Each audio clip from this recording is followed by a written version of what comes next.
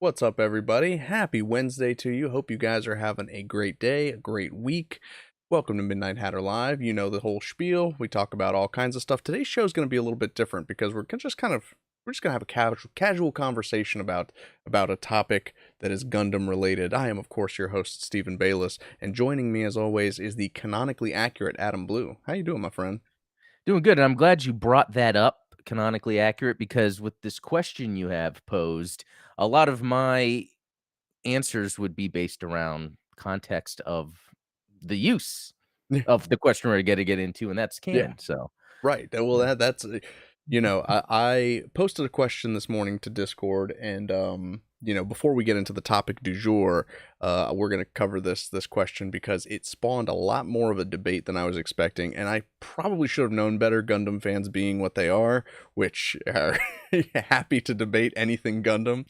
So this might be something that I start doing regularly, either daily, I'll post a question of the day, or I might just post them on stream days, and it could be something that we talk about on stream. Let me know in the chat whether you guys like that idea or not. Speaking of chat, looks like we've got a little crowd going already. Robert, good to see you. Lucas, Ultronymous, Dan, glad to have you guys here on this Wednesday afternoon, Yep. and hope I can provide some entertainment and you know, at the very least, something to laugh at. Um, but yeah, so like I mentioned, I was working on something this morning. I've been working on a lot of different things. I mean, for one thing, I've got all of these sort of grunt high grade kits that I've built, and maybe some of them I've panel lined. I've kind of done a little bit of stuff to them, but I really haven't done a lot with them, and I think that they are prime for whether it's dioramas or some kind of customization, because I've got my stack of kits that are like my holy grail kits, but I think these might be fun to just kind of cut my teeth on, so to speak. So look forward to that in the future. But I And was what also, and what were you thinking? To, like, try to find out how to customize them, or try to, yeah, like, add to them to, like, make them? Because I kinda think that sometimes too with my older kids. Like, yeah, should I really go and just repaint them well? Or just paint them all in the first place? exactly. Well, I mean, I've been using them sort of as test beds for different techniques. I think this was like 2 years ago. I did that video where I made some rub-on decals, and this GM command type actually has one of those rub-on decals on it. I lost the sheet of them, so I don't know if Oh, I can put the rest of them on there. But like the this dry was, transfers, right? yeah, dry Or transferred. yeah. And it's something that I've only tried it with laser toner printers, and it works really well. You just kind of print them on some kind of glossy paper and then use some kind of adhesive to get them to stick onto whatever surface you're putting them on. It's a pretty cool technique, and I'd like to push the boundaries of what we can do with that. Yeah. Um, Now that said, I was working on something, game related. I'll try and be as cryptic as I can possibly be when I'm talking about these types of things. But I decided to go to the community and ask a question. So the question of the day this morning was: in a Gundam game, whether it's a video game or a tabletop role playing game, do you prefer mobile suits having a fixed loadout of all of the possible weapons, something akin to GBO2 or the Gundam Versus series, or would you prefer to choose mobile suit loadout knowing that you'll be limited to just one or two weapons, but you can have unique pairings that are kind of uncommon, such as a goof with a beam rifle, something like Zeonic Front or 0081, which, Adam and I were playing 0081 on the supporters only stream yesterday, and that's kind of what inspired this little side project. So I said, hey, React Zimod or for fixed loadout, or Anaheim for choose your own. Um, so, uh, Adam, you're not much of a tabletop guy, but you are a video No. game guy. So, what would Yeah. be your answer to this question before we kind of dive into the debate that happened? Yeah, for me, it would be, because I'm always thinking in my head to designing games, Gundam games, and I feel like I would want it to be where you can choose your loadout, but it would be, based around canon.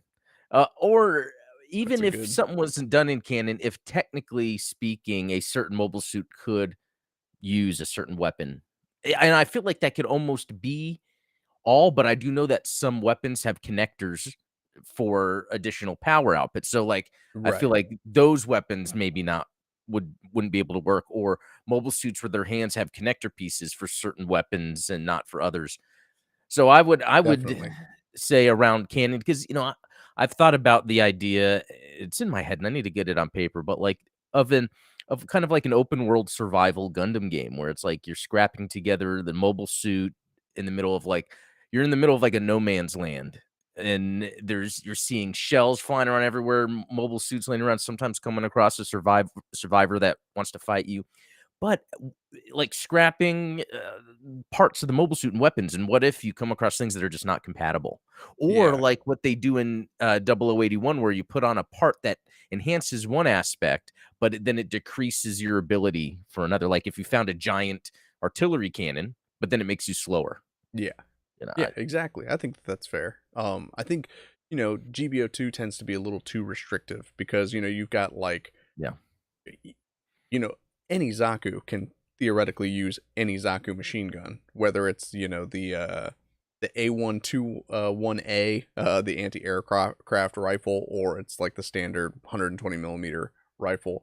Um, so in GBO2, it's kind of frustrating when it's like, okay, you can only use this Zaku 2 machine gun with this Zaku 2, but then if you have the Zaku 2 commander type, it can't use like it's a little silly where it's a little too specific. But like you said, in 0081, you, yeah, the standard loadout Zaku cannot wield a beam rifle. Doesn't have the generator capacity for it. But if you go in there and you customize your parts and you outspec it, yeah, you could theoretically wield a beam rifle using a Zaku 2. Are you going to have the thruster capacity that you possibly could? No. Are you going to have, heavier armor? No. You're not going to move as fast. Like everything, you're pouring everything into having that one weapon. So I think it's And a that's interesting because, then if we talk about a game like SD Gundam Battle Alliance, you can't change weapons. But there's so many mobile suits to choose from that it's kind of doing it that way. So I think that even further describes SD Gundam Battle Alliance. It's not necessarily a Gundam simulator, even at yeah. it's more of just a fun little action game. And I think what a lot of us want from a Gundam game is that level of customizing because that's kind of part of the universe in a way, having these interesting mobile suits with specific loadouts, or when we're playing a Gundam game and they introduce a new Gundam we haven't seen before. Oh, it's got dual daggers. That's cool. Another weapon to add for Right. customizing. Yeah, I Yeah. mean that's something that like if you didn't have at least some customization available to you, you would never have the Eric Blanc custom Zaku 1 where he used or Garrett Schmitzer for that matter. Garrett Schmitzer uses a heat sword instead of the Oh standard yeah. heat hawk. So it's like things like that. Well, if I wanted to create my ace Zaku 1, I would want to use a heat saber like the one that the Doms wield.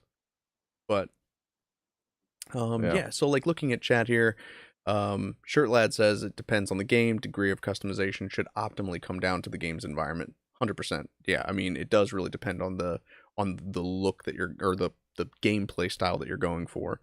Um, Ultronima says team loadout like Halo Reach becomes a matter of skill. Then this one build is infinitely better than the others. Interesting. Lucas says the first option, which is, the aviation ordnance marine and him speaking.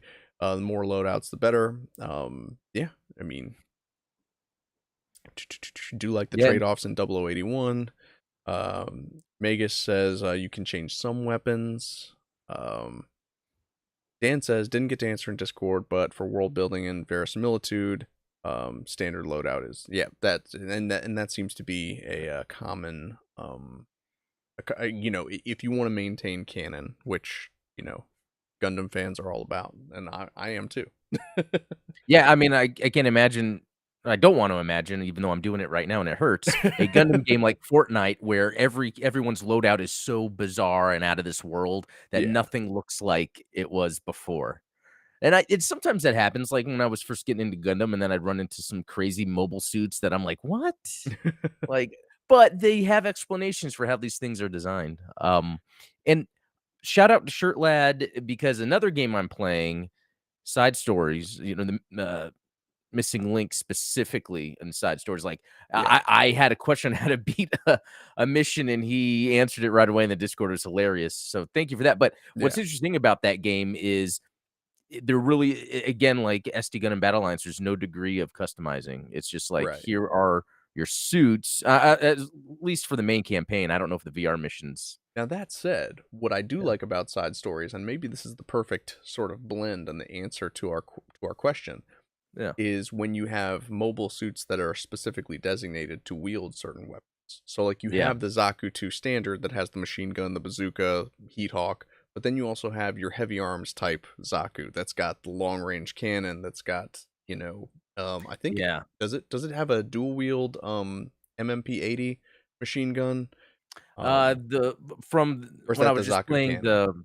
the Zionic Front, it was like 2 different cannon types. One was Yeah, the large shoulder cannon, then it had another cannon gun, yeah. something. So yeah, I mean, you have that kind of flexibility. So Yeah. that might be, And I the like that because it's almost like the suit itself has a little bit of difference to it to yeah. designate it. That could just be an antenna, a thruster, but that's also a neat little, so it's like, yeah, if you were to customize if you were to play a Gundam game that allowed you to do whatever, I wonder if then it would require, "Oh, well, you need this thruster part, you need this power output." So, yeah. And that could get complicated when you start introducing that many different resources to manage. Yeah. Yep, that's right. Now, that said, you did mention some crazy loadouts and some craziness.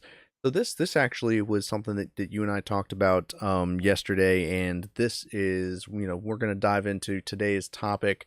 You see, my wife and I recently have been watching a lot of sci-fi TV and movies. I've tried to get Mhm. her into Gundam, hasn't happened yet. I think it's the animation. She's not an animation person, so I'm Yeah. hoping that with the live-action Gundam movie, maybe I can just get her to watch G Savior and she'll change her mind. But I'm hoping that that'll be the thing that converts her. So we worked our way through Firefly and through Serenity, and then now we're rewatching the 2004 Battlestar Galactica series. And early on in the series, spoiler alert for those who haven't seen it yet, um, there's a sort of contrived scenario that's occurring where every 33 minutes the human fleet is ambushed by Cylons. And so every 33 minutes, they have to scramble their jets, they have to fight off the Cylons, and then they do a faster than light travel jump to their next location. It's the Last Jedi all over again. Like, we're gonna Yeah. hyperspace jump, and then but then it becomes this whole ritual. Like, okay, everybody start the clocks, 33 minutes on the clock, and everyone's all burnt out, they're all tired, and there's like little captions on the screen that say the crew has gone 136 hours without sleep. And the whole time my wife and I are looking at each other like, these people haven't figured out what hospitals did in the first generation of 24-hour hospitals, which is shifts. Yeah, You there you go. Nobody in a fleet of 50,000 people said, "Hey guys, would it be cool if this half of the crew takes a nap and this half of the crew runs the ship for like the next 33 minutes, and then maybe heck, we could even go for hours. we could actually do 8 hours. Maybe even throw in a lunch break, who knows?" Um but I was just baffled by, you know, Well, it, yeah, it so I've never watched the series, but I did start it, like, maybe a few months ago, because I was looking for some sci-fi I had missed, and I gotta tell you, that scenario on its face was actually pretty neat. The idea of having to jump, yeah. every so often to escape, but the way, yeah, they went about it, it was where it pulled me out of believing it. You were even talking about it, like that suspension of belief that it pulled me out. So then I was like, couldn't they have gone like I didn't it's almost like I felt like everyone was stupid instead of like, wow, these smart people are trying to figure out how to get out of this situation. Yeah. Like was it the Mission to Mars, whatever the Mars one was with Matt Damon. I always Oh, yeah. think of that movie The when you astronaut or the come Martian. across, yeah. Oh, The Martian, okay. When you come across conflict, because it's like he was in a conflict and he had to figure out, and it was you loved watching the character try to figure it out. Even if he failed, he's trying things out. And so, yeah, a lot of times these plots are written just to move forward, and Mhm. it will kind of just gleam past what was this that the character just did to get here, and Yeah, I mean, yeah. there's a saying that they say in like Dungeons and Dragons circles is it's like your job is not to solve the problems for the players, it's to solve their solutions. Um, Mm, which is kind of like if you're writing a movie, if you're writing a TV show, you probably have to think to yourself, hey, what would the audience think if they were going to try and solve that problem, and then find a way to make that not an option so that you can kind of, write that yeah. off. Because all it takes is a throwaway line. It's like Yep. I think Man of Steel, everyone criticized Man of Steel because Superman didn't rush out and save his dad in the tornado. And it's like Oh, you could have just one throwaway line. All you needed was one throwaway line where the dad says something like something to the effect of, even if someone accidentally notices you moving faster than any human can possibly move, it's too dangerous, don't do it. Or change the scenario where it's like maybe he goes so fast that he saves his dad from the tornado but snaps his neck from the g-force of running back. Whatever the case is. I agree. I felt like even though I saw what they were trying to do there, it's again, they probably could have written the scenario differently to make it a lot more believable instead of the audience being like, "Oh, come on." It's like, yeah, I know. I No. know. No. No, just yeah. You know, that reminds me like Macross. Hmm. I'm on episode 21. I'm liking the show a lot. But there are these instances where, yeah, trying to move the plot forward, they come up with a scenario that I'm like, okay, like early on, the main character going out from the ship into space to try to like get supplies or figure out, and it's like just with his pilot uniform, or how this fortress, this spaceship, how it like teleported with an island. I always thought that was like weird, and that's how they got the 50,000 occupants to then be in it, and then they built a city inside the ship, and then every once in a while it transforms, and as it's transforming, the people that are in the city streets are having to be careful as the streets move apart, and like sometimes people will fall and they have to be saved, and it's like Just like so cool silly. ideas, but the way you're playing it out, it's not believable. Yeah. Yeah. So, Yeah, and oh there was man. another one, Witch from Mercury. Oh, That did the opposite effect to me because, well, I would an episode would end and I would be like, come on, that wouldn't happen. Someone would say something. They've yeah. already established in the but what would then happen is an episode or two later, there would be a meeting around this previous incident that occurred wasn't supposed to occur. That shouldn't have Right. happened. And it's like, oh, okay. So it's almost like it's like another way to go at it is backtracking as it develops to explain why that did occur. Exactly. So, And that can work sometimes. yeah, If you hold off too long though, I think that you get accused of retconning. But there was a yeah. series, I can't remember what it was, but they did such a good job of, I remember thinking to myself every time I found myself asking a question, they were answering it. It was like I was like, "Wait a second, that does Oh, okay, thanks." Yeah, I love it. I love it when they can do that. Yeah, if you remember an example sometime, bring it up because Yeah. those would it would be good to get a collection of shows that you can watch and it won't, like, leave the dumb, threads hanging. Yeah. Yeah.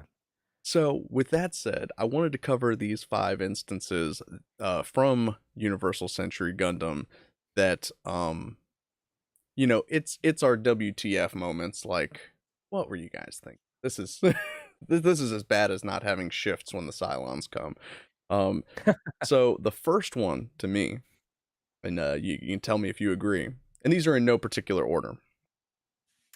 Letting the Great Degwin be destroyed as a method of killing Degwin Zabi. This one's on Giran. Why let an entire ship of people be killed for the sole purpose of killing your father when You could have done any number of things. You could have done a false flag operation and had some of your soldiers dress up as Fetties and kill him that way.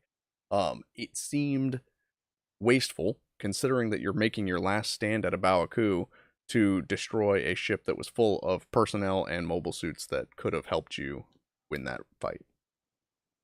Yeah, that's a good one. Even though I never really batted an eye at that, I thought it was like, wow, he's letting but in a way, it's like so sloppy in terms of just go yeah, like you said, letting at that time, they needed as many resources as possible too. Yeah.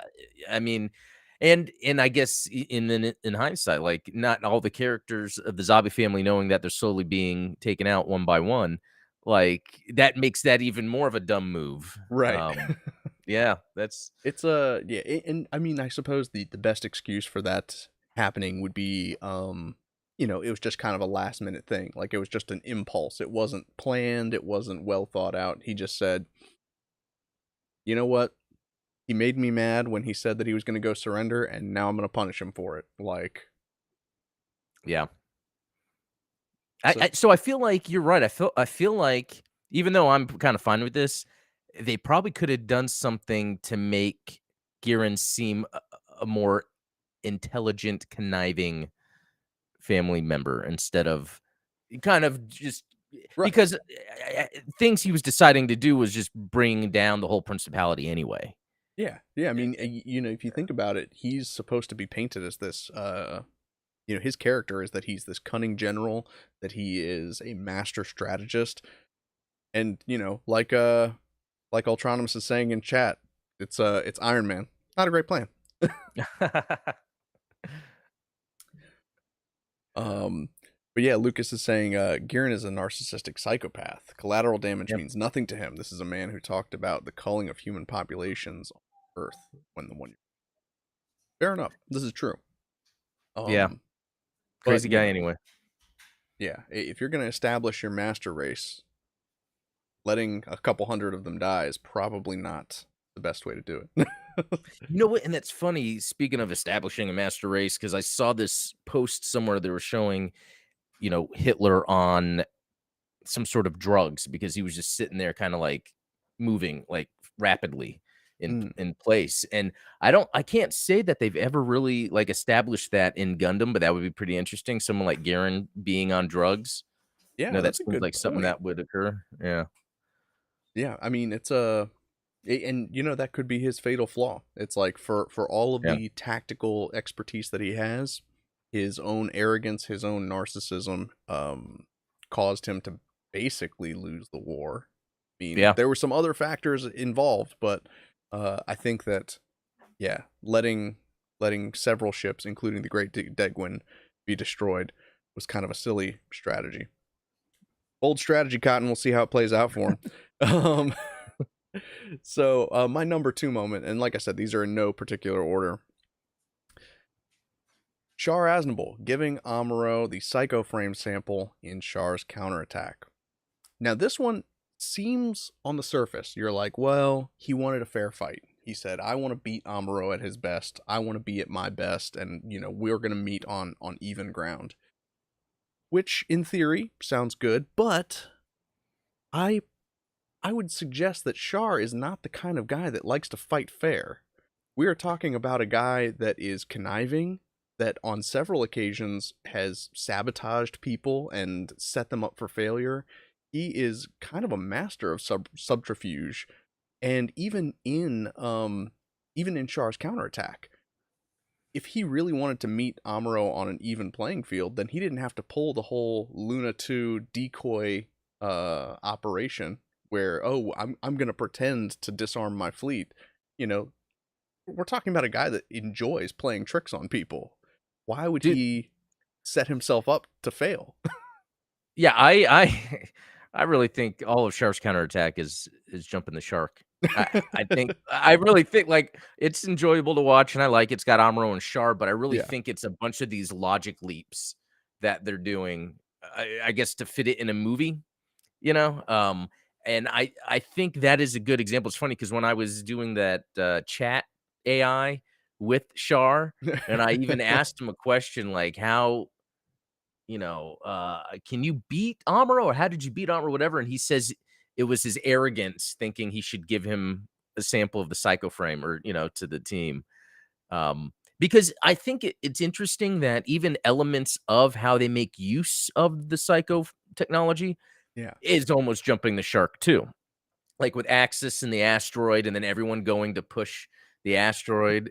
Yeah. I think that's so it's interesting how the Psycho That Frame cheesy moment. technology, yeah, it kind of has those elements.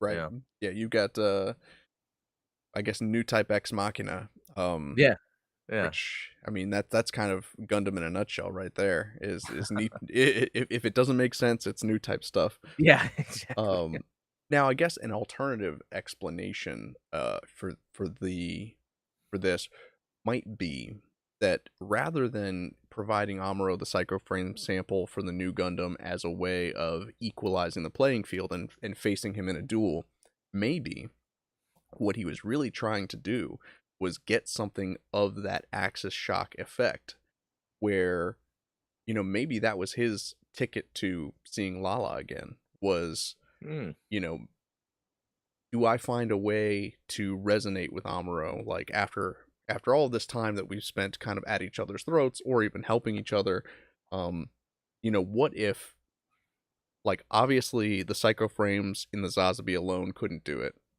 um, Having other new types at his disposal and interacting with them like Quest and Camille and Gune, none of them could give him that same feeling that he got from Lala. And so what if the reason he did it is not because of some kind of like dual mentality that he had, but maybe it was an act of desperation, like maybe I need to face Amuro again just so that I can see Lala again. yeah. I feel like there must have been a little bit of intention of that. I feel like there has to be. I feel like part of Char's obsession with Amuro is because of who Amuro is, but also losing Lala. Not just because he accidentally killed her, but because Lala was finding that interest in Amuro too. Yeah. And I thought it was pretty interesting how they even talk about it in the original, like how can she like Char? And then her whole Right. thing was like, well, I just happened to meet him first, and all Yeah. very interesting human based things. But what you're talking about though seems to even you give me some more ideas. Like of it reminds me of the Sith from Star Wars. But what if there are some Xeon or Zabi loyalists? I don't know how you'd go about it, but that are so into the new type, it's like, how can they then become a part of that essence of where interactions of new type stuff occur? Like, where Yeah. so they're not a physical being anymore, and some that happens accidentally in Gundam, usually to innocent Federation pilots. But I like the idea of a few of them, like in Thunderbolt, how they have like the cult members, but make it like on the Yeah. Xeon side, and they're trying to figure out how to become an essence of the new type phenomenon, and then they're able to manipulate things, even ghost pilot mobile suits that are fit to take in. Oh, I got to write all this down. This is good stuff. Yeah, I think that there's a lot of kind of unexplored explanations for some of these things, and sometimes Yeah. the most obvious the is not the most reasonable, I guess, would be Yeah. the way of putting it. Yeah. Um, so number three, we have the Bikini Bazooka Death Uh, Squad, the Naneka Corps from Gundam Victory or Victory Gundam. yeah. Um, yeah, this was kind of a silly one. Yes, there is a tactical advantage to deploying half-naked women against a 13-year-old boy. There's some obvious advantages that could be provided. However, I this might just be me, but I think that the best thing against a mobile suit is probably another mobile suit, especially a Gundam. Yeah. Yeah, I mean, how is he I mean, they portrayed him seeing them, Yep. but really, it wouldn't be that easy to notice or to get the high definition details you want out of a woman in a bikini when they are far away with bazookas. Yeah, I that is one of those scenes where it was strictly made for the viewer. It Yeah. was like fourth wall breaking. It wasn't, it wasn't yeah, none of that makes any sense.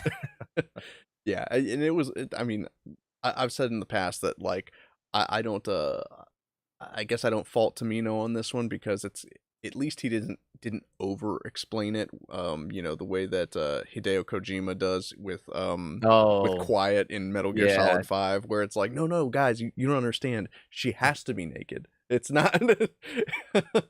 Yeah, that's funny. Yeah, even Shirtlad is saying the bikini moment was specifically written in a way to show Katagina's utter derangement. So, I mean, yeah, we saw that character spiraling out of control with her decisions, so that could be True. her jumping the shark. But even to come up with that to then hand draw for a cartoon, it's not for the purpose of the Right. story. No, no. There definitely other ways to show a kick the puppy moment than to deploy the bikini babes. Like, Yeah, um, but yeah, Katagina, she's a crazy one. You gotta yeah, stay away from those. yeah. Um, so number 4, we have Project E, the Barbus and the Banana. This is from Crossbone. I don't think you've gotten to this part of the manga, right? Nope. But I've heard of the Barbus. Yes, the Barbus is a specially designed Zeon Zaku, Oh. piloted by new type monkeys. Ah, That in that. itself is kind of a silly concept.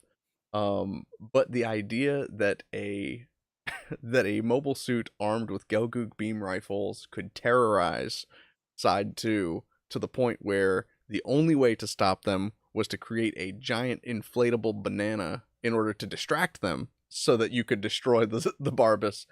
Um, Yeah. that I think it's like the Barbus itself is putting the shark in the water.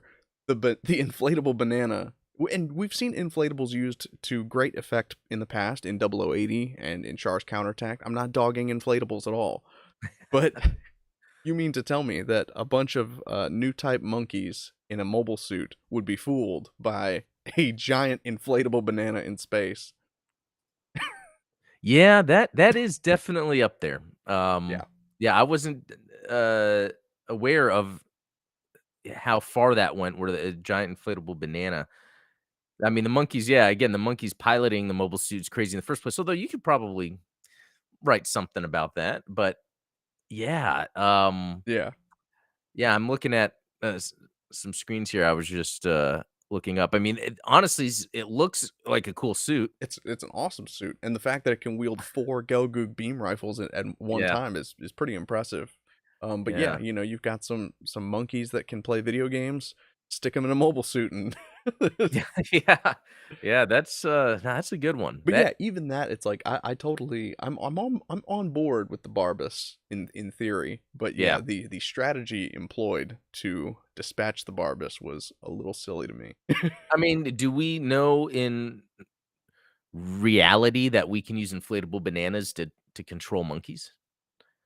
It, I it mean, if that's some sort of thing where they can just really tell it's a giant banana, Right, that's the part that gets me is it's like if these monkeys are so smart that they can pilot a mobile suit, surely they would not be fooled by a giant inflatable banana. You'd have to actually have some tangible, real bananas to to yeah, distract them. I mean, yeah. I this don't is know. just the monkey version of number 3, right? Is like instead of Oh, bikini yeah, babes to distract a 13-year-old boy, we're gonna use bananas to distract like the some monkeys. monkeys. Ah, wow, Um, yeah, good one. distraction tactics. They I guess they work. If there's anything I've learned from Mobile Suit Gundam, it's that if you're ever outmatched, outclassed, throw out something that's going to distract the enemy. Yeah, some random thing. Now, the fifth and final one that I have on my list is the Sideco Prosperity Sphere from Gundam Unicorn. Um, Hmm, I don't necessarily have a problem with it in theory because it actually okay. is a pretty brilliant idea. It's like, Yeah, hey, that's what I was gonna say. we're going to get together and we're going to basically have a trade embargo on on the Earth Federation. In fact, it's kind of the plot of s- G uh, uh Savior. oh yeah, G Savior. I was gonna Yeah. say Star Wars Episode 1. It's like, Oh, yeah, that's right. yeah, we're just not gonna do Yeah, business with you that's and right, watch very cool. you, you know, But yeah, uh that's what was neat about G Saviors because I forget the word, wanting so bad to be able to get their own resources that they were trying to figure out how to grow crops on the ocean floor. They figured it out, but it was one of the group's consent trying to steal that so they can control, but that's what was neat about that. And so let me bring up, I don't know what you're going to say is the moment where they jump the shark, but I just think the exposition of him standing there and explaining it. that's pretty awful. I agree with you that that's I mean, you've got battles going on outside, and he's Yeah. sitting there talking to Benager in his real low Yeah. Aznable voice, the Sideco Prosperity Sphere. Um, yeah, that Doctor Doom moment is fills me with Yeah. cringe. But Yeah. even just the idea behind, if that was your plan from the beginning, why bother with the Unicorn Gundam? Why bother with Laplace's box? Why bother with the sleeves? Why bother with this Yeah. military uprising and trying to, you know, kidnap Maneva when really all you want to do is economic warfare? Like, you just want to, it's Yeah. it's like, a boycott, divest, and sanction policy. What Well, do you because it need? seemed like he really only wanted the unicorns so he could find Laplace's box and more of just, like, prove that Space Noids have, equal rights, but really, all he needed to do was just start some, stuff out in space on the colonies with groups of getting resources put together and Yeah, banding together. Um, just start yeah, your companies. Like, you're it's right, that is a good point, I never considered if that. that was his ultimate goal, you know. Yeah. Now, I think that this is probably one of those situations where maybe his stated goal wasn't his real goal. Okay. Um, Yeah. he could have just been blowing smoke up Benager's butt and saying like, "Hey, this is our master stroke plan." And it's like, well, yeah, but then why did you build that Neo Zeong thing? Like, Yeah. it's And and we don't even know to what degree his motivations are working in, considering that we don't even necessarily know if he's a straight up clone, an essence of Shar in another person. yeah, I mean, even when what's his name? Is it Zimmerman? Asks him straight up, like he yeah. doesn't even give him an answer. He doesn't even give him a straight answer. So I wonder if that would affect his motivation. Like it's almost like he knows what he has to do moving forward, and that's the co-prosperity sphere. But his more innate or built-in thing is the space noid independence. Yeah. Um, Yeah, yeah, and I mean that could be one of those like the at odds of like how much is the clone personality rubbing up against the Char personality, and it's like clone personality just wants to do this economic thing, but the Char personality is like drop colonies, drop colonies, drop colonies. yeah, and that's what's cool about narrative because we see another failed clone. Like they even refer to him as a failed Char clone, and he was crazy. He Yeah, wasn't smart trying to do his things. He just felt like he had this legacy of having to cause destruction on behalf of Xeon. So and I wonder. I mean, I don't think that Gundam has done a good enough job exploring that theme where it's like maybe we're not just the sum of our cells, the sum of our genetic makeup. Maybe you can clone a person perfectly and still not get exactly what their personality was, yeah, what their soul is, right? Like if we're yeah. going to talk about the departure of or um the discrepancy between a soul and the body, you know. Yeah, it's their genetic memory. We don't even know that. Scientists are still trying to figure out how memory really plays the role it does, how we have certain things built in, responses that we act to, or things we think we know. So, yeah, how much is genetic memory part of that? And do you lose that when you're cloned? Yeah. Especially if you have age acceleration, how much in your mind is mature and keeps up?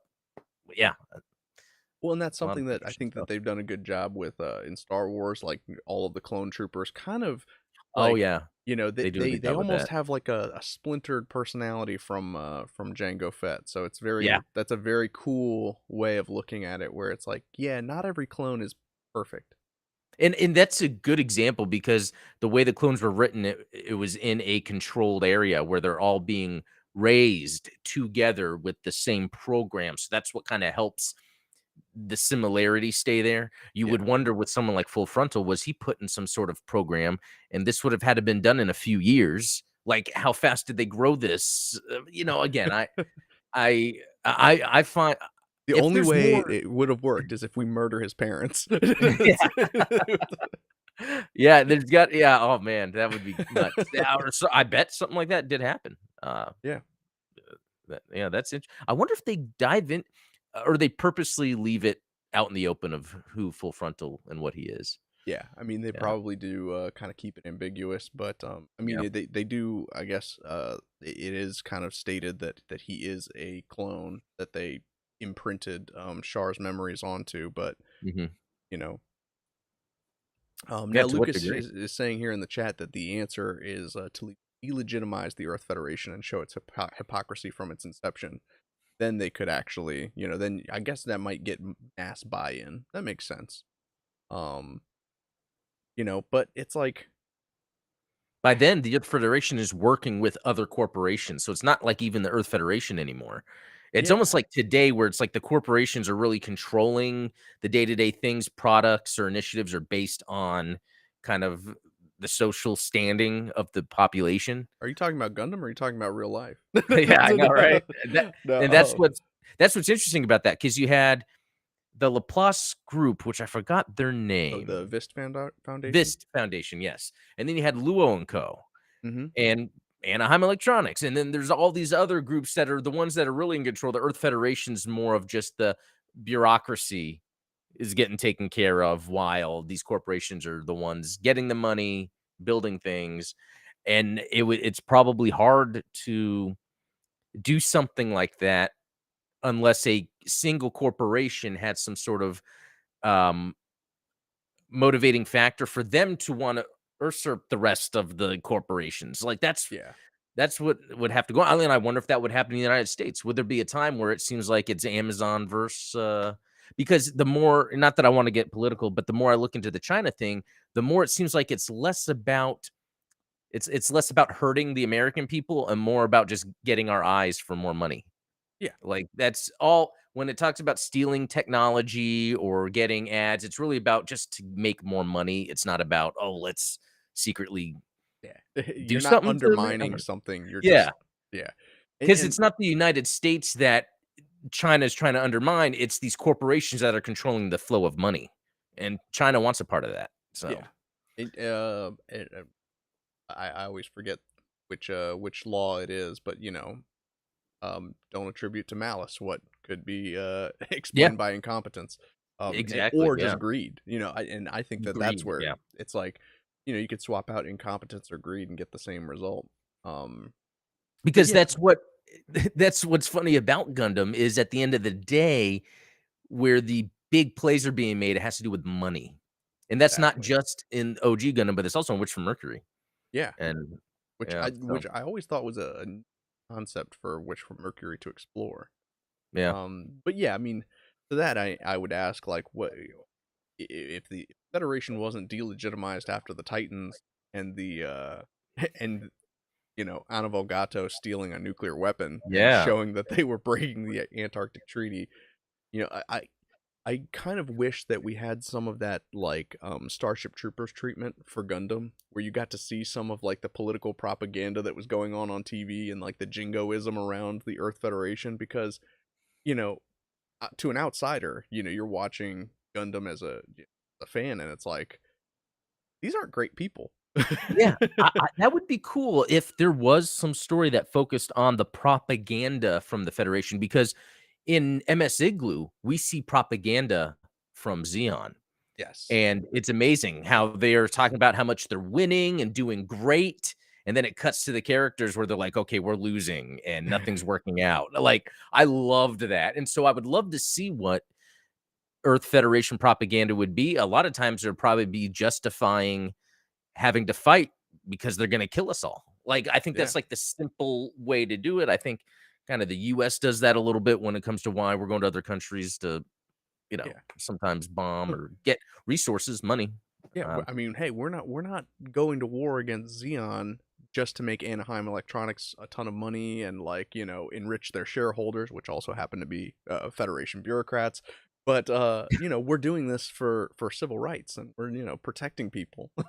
yeah, because I wonder how much the one-year war gave Earth Federation an opportunity just to get some more, asteroid satellites, asteroid bases that they could mine from, because that's pretty much what ended up happening, and that's Shar used that, and maybe then that actually makes Shar's counterattack smarter, because Shar was purposely using that tactic, uh, in order to get some more money, or because he know no, in order to give money, because he knows Earth Federation will just do what they can for money. Yeah, yeah. I mean, Yeah. and it makes you wonder where did Star get all that gold to buy Axis? Uh, I I bet Xeon has, like, a supply somewhere. Yeah, there's like a Fort Knox, Fort Zabi. Yeah, that's Yeah, exactly, yeah, wherever Maneva is at, the real Maneva, I don't know. right. So yeah, I mean, there's definitely a lot that I think there are some plausible explanations, but nothing's really. I, Yeah. I think that one's probably the weakest of the bunch. I think obviously the number one is got to be. I don't know. What would you say would be the most Well, I think Gundam do and that's why I was able to get into it. It really does a good job of keeping their certain story beats grounded. they do? If anything, I would say the concept of Char's counterattack kind of does some logic leaps. But at first, when I was watching, the original Mobile Suit Gundam, the new type stuff over time, I was like, what do I really think about it? Because it was just a little out there. Someone that is interest in that realm of our reality of, you know, is there a spirit or not? What's possible? I think it's neat to see that included in Gundam and in the way that it is, because it makes me think of how often are there movies where then there's like a random UFO sighting? Yeah, Like, that's part of our world, but movies don't, like, bring that up. So I think bringing up what our consciousnesses could be capable of in Gundam, it was done in such a grounded way, almost like the near-death experience sort of thing. Um, and I gotta hand it to Char's counterattack because that brief exchange, and it seems like kind of this is one of those throwaway lines. The brief exchange between Hathaway and Quest, where they're talking about the foundation of new types, and they're saying like human beings had to evolve because as we moved out into space, the geographic distance created this separation between. And so human beings had to evolve in a way that made them more empathic and more yeah. and bring them closer together, even if just spiritually. And in a way, yes, that sounds far fetched, but it also makes sense. Yeah, I totally agree. And I used to I was big on, like, how I love how the Force from Star Wars used a lot of Eastern philosophy, Yeah. but I feel like Gundam keeps that even more grounded I, because it uses reported phenomenon to try to show that, and um, yeah, pretty well done. I will say though, when it comes to Gundam jumping the shark, sometimes like G Gundam would seem like that on the surface, but then, like, it's yeah, got a pretty good plot actually, and it it does. explains things. So it's like, okay, but like Gundam Wing, there are too many things there that are just like just being crazy to be crazy. And it's like, I'll kill you. yeah, that's exactly what am I like. I remember watching it being like, well, why is he at this school? Is he even studying? He's not even paying attention to the teacher. He's really just there to kill this girl. Like, what? Right, there you go. See, now I had to dig pretty hard to find a lot of UC examples of Gundam jumping the shark. I don't think I'd have to. You could spit and hit a plot hole in Gundam Wing. Yeah. Like it's. No, that was pretty good with UC though, because I had trouble coming up with things for UC. And I even had to go late UC. I had to go crossbone victory. I couldn't even keep it Yeah. within the core UC. Yeah, I mean, the only other thing that I can think of, because G Savior has a strong plot, let me tell you. The only thing they did in there was, I think, how quickly Mark Curran's girlfriend was able to just turn and give, but I guess she didn't understand the, or give that, the formula to consent, but I guess she didn't understand exactly the ramifications of it. But still, and then, she went out allowing herself to get killed. So again, G Savior has a really good plot. Like, it's strong, and it sometimes doesn't seem that way. If it had been granted a full TV series instead of being crammed into a movie, I think that it would Yeah. have been. I mean, if you could imagine G Savior with a Firefly level budget, maybe Yeah. not as much of Joss Whedon's cheesy writing, Right. I think that you have a strong Sci-Fi Channel show right there. Like Yeah. that's Definitely. right up there with like Babylon 5. Yeah, I think so. I really do think so, and I think also being that it's heavily about mobile suits and there wasn't that much in it, I think that's because of it being a movie. That if it was a TV show, they could have, "Oh, here's a 2-minute fight scene at the end of every episode," Yeah. and along the way, some reused CGI. Uh, Right, you always have to have the morphin moment, if you will. yeah, We have exactly. Yeah, we have a 2-minute sequence where everybody's suiting up, and then we can, Yeah, like, and call our launching. Zords and Yeah. Yep. but yeah, I think we're coming up on the end of this particular conversation. I had fun talking about this. I had fun just brainstorming about it, so, I hope you Yeah. guys have enjoyed, you know, Adam and I being silly and picking apart these kind of, you know, if you love something, you have to be able to point out some of the The weaker flaws. elements of it. Yeah, And I think I that this agree. was one of those opportunities where I got to kind of, hey, let's look at some of these things and see if they're really that silly, or like Lucas is saying, maybe they make perfect sense, and I just missed it. But Yeah, yeah, that happens um, too. yeah, drop in the comments of this video if you have any other moments that Gundam really jumped the shark for you, or broke that suspension of disbelief, because I definitely want to look into those moments and see if we can kind of make them make sense. Yeah. Um, but yeah, thank you guys so much for keeping the chat lively and hanging out with us this afternoon. As always, we've got the Gundam Explained show tomorrow at 12 p.m. Eastern, 11 a.m. Central. That's right. If you didn't catch, Adam dropped a awesome video this morning. Links down in the description below to check that out, because you might win something. Oh, that's true. Yeah. So Switch, key giveaway for SD Gun and Battle Alliance, yeah. yeah, I mean, you're interested in playing this game, which I've been having fun with it. Adam and I Yeah, discussed I like on it. the supporter stream yesterday how grueling it is and how time consuming it can be, just grinding to get stuff. Yeah, it's Um, like you wanna know what mobile suit you wanna level up and focus on that. Look at the Steam forums for the levels to, grind. exactly, Yeah. exactly right. Um, and if you want to, tune into Adam and I grinding in Oh, yeah. Gundam 0081. Battlefield Record 0081, it might take a year, but I will get that Gundam Mark II. Yeah, I can't wait. But yeah, anything I'm missing, Adam? Anything I forgot? No, I think that's about it. That was a good one. Yeah, Yeah, that was a this good was one. this was a fun, Yeah. different type of show, as opposed to always digging into model kits or video game stuff. I thought that this would be a fun Yeah. little chat.